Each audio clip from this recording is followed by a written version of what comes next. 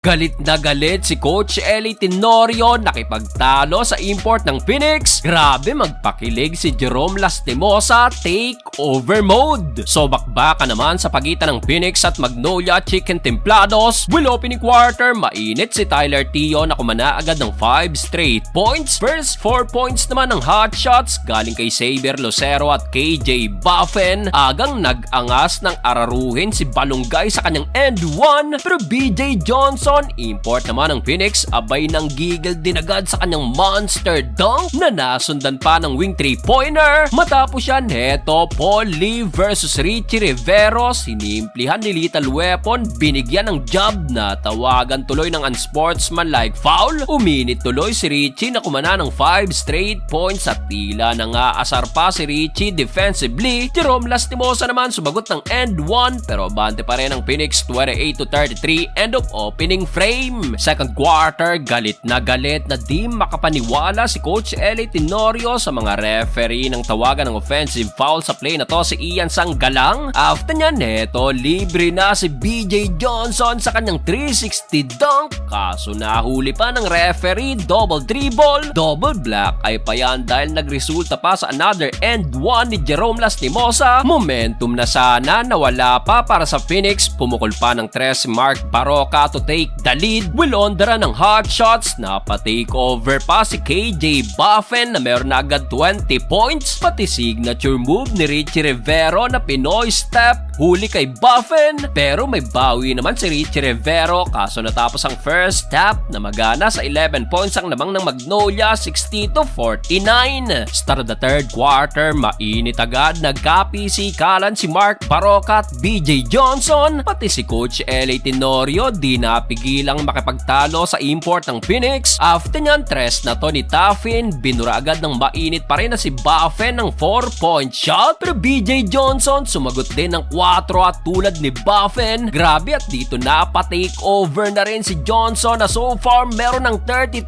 points. Lumipad na naman sa kanyang another dunk. May kasama pang foul. Under 2 minutes yung double-digit lead ng hot shots. Burado na tabla sa all 77. After nyan, kumana pa ng end 1 si Richie Rivero to take the lead 84-82 pabor sa Phoenix Super LPG. Fourth and final quarter, immortal na si Rafi Ribis. Pinasok na ng Phoenix kaso heto't nasungkitan ng end 1 ni Jerome Lastimosa. Mainit si Lastimosa this quarter na kumana agad ng 8 straight points. Kinikilig tuloy si Miss Kyla, GF ni Jerome at dito muling nakalamang ng Magnolia hot shots. Under 6 minutes dahil sa turnaround jumper na to ni Baroka, umabot na naman ang labang ng Magnolia sa double digit. Napako malala ang Phoenix this quarter kung saan nabasag na lang yan sa pull-up jumper na to ni Richie Rivero. Kaso eto't may sagot na naman ng hot shots, another 3-pointer mula kay Mark Baroka. Under a minute mark, Lastimosa nagpakilig na naman sa kanyang another beautiful move at sa huli, no Jason Perkins, panalo ang Magnolia hot shots.